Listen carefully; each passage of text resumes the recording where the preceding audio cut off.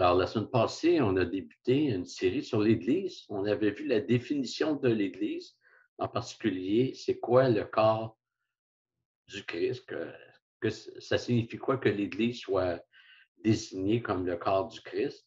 Et ce soir, on va regarder la structure de l'Église. En fait, on va débuter et on va regarder les points suivants au fil de nos études. Alors, on ne verra pas tout ce soir, mais on va regarder dans la structure, on va regarder tous les croyants, ensuite les anciens, ensuite les diacres. Ensuite, je vais dire un mot sur les ministères abolis et on va regarder la question de l'association d'église. Qu'est-ce que la Bible a à dire sur l'idée d'une association? Alors, Philippiens 1:1 nous dit, Paul et Timothée, serviteurs du Christ Jésus, à tous les saints en Christ Jésus qui sont à Philippe, aux évêques et aux diacres. Alors ici, Paul vient présenter les trois, je n'aime pas dire catégories, là, mais vous comprenez ce que je veux dire. Il dit à tous les saints, donc c'est les chrétiens en général, puis une salutation particulière aux évêques et aux diacres. Donc, l'Église locale, c'est le rassemblement de tous les croyants. Acte 2, 47, le Seigneur ajoutait chaque jour à l'Église ceux qui étaient sauvés. Alors, je rappelle au passage que ce ne sont pas ceux qui sont sauvés ainsi que leurs enfants. On a vu la semaine passée que l'Église est l'épouse de Jésus-Christ. Alors, Jésus n'a pas comme épouse des réprouvés, mais des personnes qui sont adoptées par le Père. Parce que peut-être que dans les enfants, il y en a qui vont être sauvés, mais il y en a qui ne le seront pas. Donc, de les intégrer à l'Église sous la base qu'ils sont des enfants de parents chrétiens, on ne voit pas ça dans l'Écriture. Donc, le Seigneur ajoutait chaque jour à l'Église ceux qui étaient sauvés. Ça demande que l'Église, et en particulier les anciens, rencontrent toute personne qui veut joindre l'Église. C'est normal que les bergers connaissent ceux qui rentrent dans la bergerie.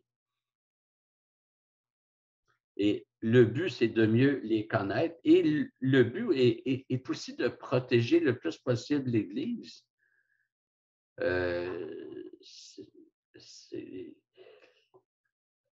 Parce qu'on ne laisse pas n'importe qui adhérer à une Église.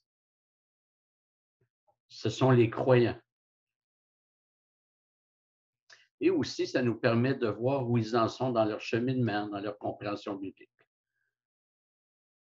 Alors, on va regarder davantage le rôle des membres lorsqu'on va arriver plus loin sur le mandat de l'Église.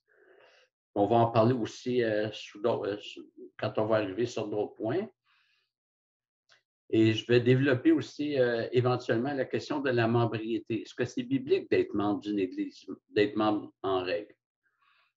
Alors, ma pensée, c'est que oui, mais je vous démontrerai ça bibliquement éventuellement. Donc, pour l'instant, c'est ce que j'avais à dire sur les croyants. Et maintenant, on va regarder les anciens. Ça va être un petit peu plus long. Et à commencer par les titres. Dans le Nouveau Testament, il y a plusieurs titres qui désignent la même fonction pastorale. Dans Acte 20, c'est marqué au verset 17, Paul envoya chercher à Éphèse les anciens de l'Église. Et voici ce qu'il leur dit au verset 28. Prenez donc garde à vous-même et à tout le troupeau sur lequel le Saint-Esprit vous a établi évêque pour faire paître l'Église de Dieu qu'il s'est acquise par son propre sang. Donc, il s'adresse aux anciens. Il dit qu'ils ont été établis évêques pour faire paître. Paître, c'est le verbe dont le nom est pasteur. Donc, un pasteur, un évêque, un ancien, c'est la même fonction. Et Hébreux 13, 17 nous parle, désigne autrement, il dit obéissez à vos conducteurs et soyez leur soumis. Alors, on va regarder ces titres-là d'un peu plus près, mais on est en mode survol, hein, je vous rassure. Le mot évêque signifie surveillant. En grec, c'est épiskopos, qui signifie surveillant ou ceux qui veillent veiller sur l'Église. On retrouve euh, le mot épiscope en français peut désigner un membre du clergé, mais ça peut désigner, ça peut être un synonyme d'un périscope. Vous savez ce qui dépasse du sous-marin pour voir à la surface? Ça permet de voir, de veiller sur. Alors, épi, dans épiscope, ça signifie sur ou au-dessus. Et la racine du mot scopos, dans épiscope, signifie regarder, examiner. Et on retrouve cette racine dans les mots télescope et microscope et d'autres. Donc, le titre met l'emphase sur la responsabilité des anciens de surveiller ce qui se passe dans l'Église. Le but est de protéger l'Église et de superviser tout ce qui s'y passe. Ensuite, le mot pasteur est synonyme de berger. Quand on voit le mot pasteur, on pourrait mettre berger, c'est la même chose. Et ce qui est mis en relief sont les responsabilités d'un berger sur les brebis. Alors, soigner, consoler, rassurer, nourrir et diriger. Puis il y en a peut-être d'autres. Et le pasteur a le bâton et la houlette. La houlette était en forme de canne. Le bâton, évidemment, c'est un bâton. Donc, le bâton servait contre les invasions. Il servait à éloigner les bêtes qui voulaient s'en prendre aux brebis. Et la houlette servait contre les évasions. Donc, le bâton contre les invasions, la houlette contre les évasions.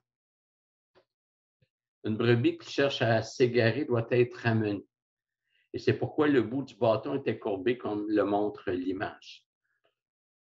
Donc, évidemment, ça reste un langage figuré de parler d'un bâton puis de la houlette, parce que c'est pas par pas par un bâton et une houlette que l'on travaille au sens propre. Alors, c'est par l'écriture, par la parole qu'on va ramener quelqu'un. Ensuite, le prochain titre, c'est ancien. Et ce titre fait référence certainement à une expérience de vie et une expérience de vie chrétienne. Alors, un garçon qui se serait converti à 5 ans, probablement qu'il ne sera pas prêt au pastorat à 20 ans, même si ça fait 15 ans qu'il est chrétien. C'est encore jeune. Il faut qu'il y ait une expérience de vie. En particulier, comment vérifier s'il dirige bien sa maison s'il n'y a pas de maison, au sens de famille. En même temps, une personne qui se convertit à 40 ans ne serait pas prête au pastorat à 43 ans. Sa conversion est trop récente. Donc, ça prend une expérience de vie et une expérience de vie chrétienne. Et le mot ancien doit signifier quelque chose. La Bible ne vient pas donner plus d'informations à partir de quel âge, puis à partir de combien d'années de conversion, mais c'est un peu laissé à notre jugement, mais il faut quand même que le mot ancien signifie quelque chose. Et parfois, on en vient à oublier le principe suivant. Job 12, chez les vieillards se trouve la sagesse et dans une longue vie l'intelligence. Dans la Bible, il y a un principe biblique qui veut que l'expérience de vie compte. Les têtes grises ont quelque chose à dire. C'est triste qu'on soit dans une société où on ne reconnaît plus la valeur des plus âgés. Et dans beaucoup de milieux chrétiens, on privilégie les jeunes en se disant ils vont rallier d'autres jeunes, puis ils sont pépés, ils ont plein d'énergie. Mais la Bible parle de mettre des anciens, puis il faut qu'il y ait un âge minimal pour être pasteur. Le dernier titre pour désigner les pasteurs, c'est dirigeant. Et des dirigeants, je ne vous surprendrai pas en vous disant que des dirigeants, ça dirige. Euh, donc, il faut reconnaître que les anciens sont aussi appelés les dirigeants. Ce sont eux qui ont la responsabilité de diriger l'Église. Ce n'est pas aux membres à diriger, bien que les anciens gagnent à les consulter aux besoins, mais ce n'est pas aux membres à diriger. Ce n'est pas aux troupeaux à se diriger. Sinon, ils n'ont pas besoin de bergers. Si Dieu appelle des bergers, c'est parce que le troupeau a besoin d'être dirigé. Et la direction des anciens ou leur autorité n'est pas là pour que ces derniers prennent des décisions dans leur intérêt personnel. Ils sont au service de l'Église et doivent chercher le bien de l'Église en étant prêts à se sacrifier. Le Seigneur ne donne jamais une autorité pour que les gens se servent de l'autorité pour eux-mêmes. Il la donne comme élément de service. C'est pour servir l'Église que Dieu donne une autorité aux anciens. Et ça nous amène au prochain point, c'est que la direction des anciens doit se faire par la parole de Dieu et uniquement par sa parole. En fait, si les anciens n'ont pas de fondement biblique pour une décision, ils n'ont pas la légitimité de la prendre. Ceci dit, il y a des décisions qui reposent sur des principes qui sont plus vagues, mais les décisions doivent quand même être prises. Comme avant notre réunion, Dominique et moi, on s'est réunis pour réfléchir encore à le mode de culte qu'on va tenir. Alors, la Bible donne des consignes, mais elle en donne plusieurs, puis on n'est pas capable de tout réconcilier. Oui, on va être en présentiel, puis ça, c'est le principe du rassemblement. Mais en même temps, il y a une pandémie, puis la Bible parle aussi de mesures sanitaires dans Lévitique 13, je pense. Alors, on pèse ça. Donc, ce n'est pas marqué, mais on doit regarder les principes bibliques et essayer de trouver ce qui convient au plus grand nombre. Et il y a des décisions pour lesquelles la Bible ne dit rien. Imaginez si un frère demandait que les cultes se passent de 6 heures à 8 heures du matin. Il n'y a aucun verset biblique qui vient dicter l'heure du culte. Par contre, il y a des principes qui nous aident. Le Seigneur a donné la nuit pour dormir. Il y a une logique en quelque part qu'on ne peut pas sortir du lit et se rendre au culte dans le même 5 minutes. Et si on veut adorer le Seigneur de toute notre être, on doit être minimalement en forme, et ça, c'est un autre principe. Alors, vous voyez que ce n'est pas toujours noir ou blanc, les décisions qui doivent être prises. Et c'est important que les anciens prennent les décisions avec humilité et en considérant l'ensemble des données bibliques, en consultant aux besoins. Un autre exemple, une église a son bâtiment et là, il faut il faut décorer. Le bâtiment, il est vétuste. Alors, il faut décider de la couleur de peinture, la couleur du tapis. Et personnellement, je ne crois pas que les anciens aient tous les dons. Moi, en décoration, je ne suis pas fort. Alors, imaginons que les anciens décident de mandater des frères et sœurs pour la décoration. Mais là, au bout de quelque temps, ces frères et sœurs disent qu'ils ont convenu de faire poser un tapis rose puis de peindre les murs en mauve. La Bible ne vient pas trancher la question, mais je ne suis pas certain que les anciens se tairaient sur un truc comme ça. Alors, la direction des anciens sur l'Église repose d'abord sur les principes évidents des Écritures, mais il y a des décisions aussi pour lesquelles on ne trouve plus au pas de lumière dans les Écritures et il faut quand même décider ultimement. Alors, je pose une question sur, là, je touche à ce qu'on a vu la semaine passée et ce qu'on voit ce soir. On a vu la semaine passée que Jésus-Christ est la tête de l'Église. Et la tête, c'est la tête dirigeante. Alors, comment concilier le fait que c'est Jésus qui dirige l'Église et que les anciens doivent diriger? Euh, on m'a déjà dit, c'est pas toi qui dirige, c'est le Seigneur. Je comprends l'idée. Mais les anciens ne sont pas là pour diriger selon leur goût, leurs critères, mais selon ce que le Seigneur dit dans sa parole. Et tant qu'on applique ce que l'Écriture dit, ça reste le Seigneur qui dirige l'Église. Nous, on est désignés pour appliquer ce que le Seigneur dit.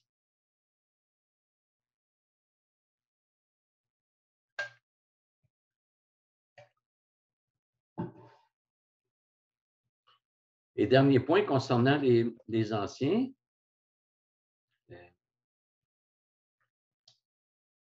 c'est la collégialité. C'est-à-dire que le modèle biblique est vraiment qu'il y a une collégialité d'anciens qui dirigent l'Église. Une collégialité, c'est plusieurs anciens.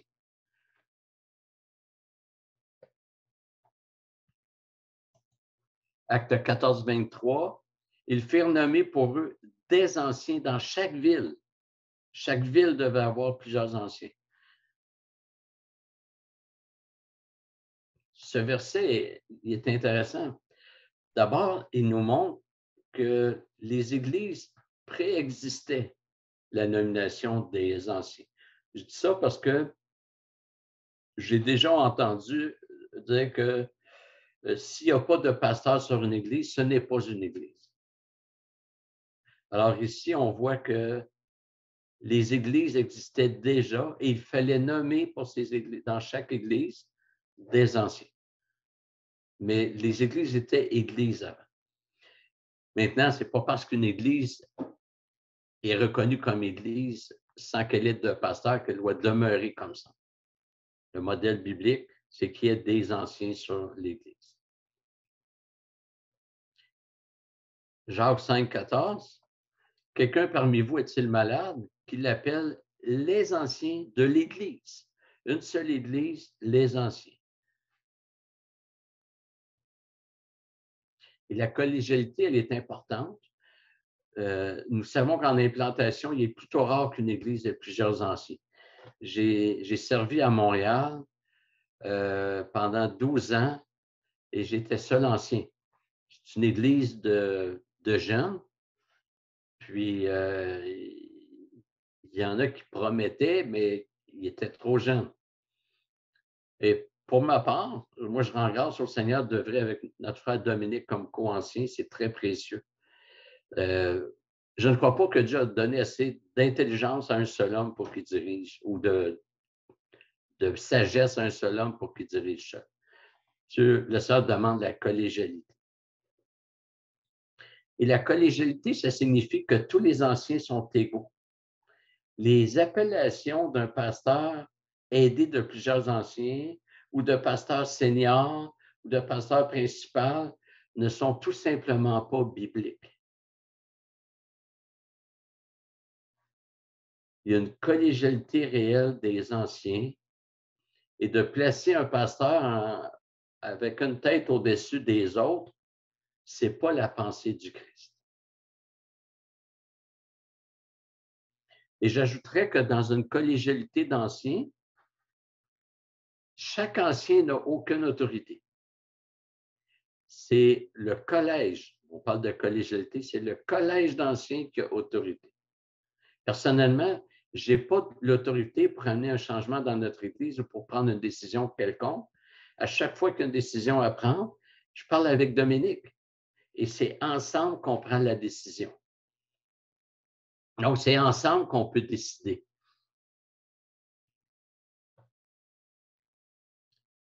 Et je vais terminer cette section en parlant de la soumission des membres aux anciens, puisqu'on a parlé de dirigeant, puis un dirigeant, ça dirige. Ça implique que les membres doivent accepter d'être dirigés. Ces versets-là ne parlent pas juste aux anciens, ils parlent aux brebis aussi. Maintenant, quel est le champ d'application de cette soumission? S'étend-elle juste à ce qui se passe au sein de l'Église ou à l'extérieur de l'Église?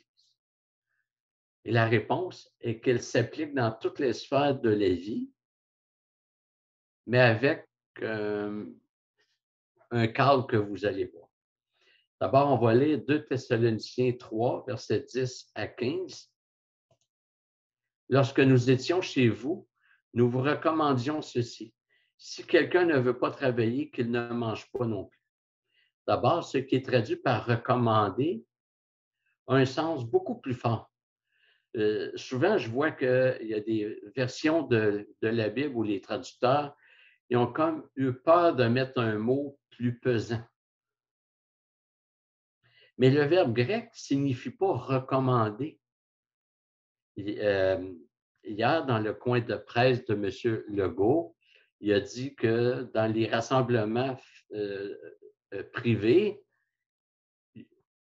ce n'est plus une loi d'être maximum 10 personnes. Mais il dit, on en fait une recommandation. Une recommandation, c'est un conseil. Alors ici, avoir le mot, dire que nous vous recommandions ceci, ça ne tient pas compte du sens réel du verbe grec, qui signifie ordonner, prescrire, commander. Imaginez, c'est le même verbe qui est utilisé en Luc 8, 29. Jésus commandait à l'esprit un peu de sortir de cet homme. Jésus n'a pas conseillé à l'homme un peu, à l'esprit un peu. Il a commandé, il a ordonné. Et à plusieurs endroits, ce même verbe-là montre une autorité très forte. Ça ne veut pas dire qu'on doit bosser comme un patron. Il faut le faire de façon pastorale, avec douceur, avec patience, avec toutes les vertus, mais on doit le faire. C'est-à-dire que les dirigeants doivent prendre des décisions et les brebis doivent, je ne dirais pas juste accepter, mais apprécier, parce que ça vient de Dieu. Dans tout ce que j'ai lu, j'ai remarqué que c'est ni Dominique ni moi qui avons décidé ça. C'est le Seigneur qui a établi ça. On poursuit la lecture de 2 Thessaloniciens 3 avec le verset 11. Or, nous apprenons que certains d'entre vous vivent dans le désordre et qu'au lieu d'agir, ils s'agitent. Ce que Paul dénonce ici n'est pas une conduite problématique dans la vie d'Église, mais dans la vie en société.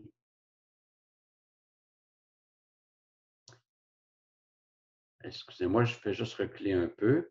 Alors, il vient de dénoncer ceux qui ne veulent pas travailler. Puis là, il revient avec eux. Et Paul dit que ça, c'est vivre dans le désordre. Et ce n'est pas parce que c'est à l'extérieur de l'Église que ça ne concerne pas l'Église. Nous invitons ces gens-là et nous les exhortons par le Seigneur Jésus-Christ à travailler paisiblement et à manger leur propre pain. Pour vous, frères, ne vous lassez pas de faire le bien. Si quelqu'un n'obéit pas à ce que nous disons dans cette lettre, prenez note de lui et n'ayez avec lui aucune relation afin qu'il en ait de la honte. Ne le considérez pas comme un ennemi, mais avertissez-le comme un frère. Alors, j'avais parlé des champs de juridiction. Il y a 4 sphères d'autorité. Il y a l'individu. Un individu décide il y a des décisions à prendre pour lui-même. J'avais mentionné, par exemple, la nourriture. C'est moi qui vais décider si j'ai faim ou pas. C'est à moi de décider ça. Il y a le gouvernement civil, mais le Seigneur ne lui donne pas tous les champs de juridiction. Il donne une partie. Très souvent dans l'Occident, puis même dans d'autres pays, on dépasse allègrement ce que Dieu a prescrit. Ça suscite des débats chez les chrétiens. Et il y a le gouvernement familial, le père est le chef de la famille. Et dans l'Église, c'est les anciens. Admettons que les anciens apprennent qu'un homme veut divorcer de son épouse sans qu'elle ait commis l'adultère. Donc, c'est un divorce illégitime. Les anciens n'ont pas l'autorité d'empêcher le divorce. Autant le mariage, c'est un acte civil, le divorce aussi. Par contre, la seule autorité des anciens, c'est de dire à cet homme, après les avertissements prévus par l'Écriture, qu'il ne peut plus faire partie de l'Église. Il est en dehors de la communion. Excommunier, c'est sortir de la communion. Donc, les anciens ont une autorité sur les brebis, même dans ce qu'elles font à l'extérieur, mais dans l'application, les anciens sont limités à ce qui se passe au sein de l'Église locale sur laquelle ils exercent leur ministère. Si un couple chrétien attend un enfant, puis ils disent, ah, ça va être un garçon, puis qui décide les anciens n'ont pas l'autorité pour choisir le prénom. Mais si les anciens disent, on va l'appeler Marie-Antoinette, là, les anciens peuvent intervenir et dire, c'est pas biblique que tu traites ton garçon comme une fille en lui donnant un prénom féminin. Mais ils n'ont pas l'autorité, encore une fois, c'est au gouvernement civil, chacun son champ de juridiction, mais les anciens pourraient dire, ben, c'est une raison suffisante parce que on croit que c'est un péché grave que tu es en train de faire, de tordre l'identité de ton enfant. Alors, on ne peut pas changer le prénom, on n'a pas l'autorité d'aller mettre un autre prénom, mais notre autorité fait en sorte qu'on ne peut plus être en communion avec toi. Alors, voilà, on va s'arrêter ici, puis la semaine prochaine, Dieu voulant, on va regarder la nomination des anciens. Comment les anciens sont nommés. Alors, merci de votre attention.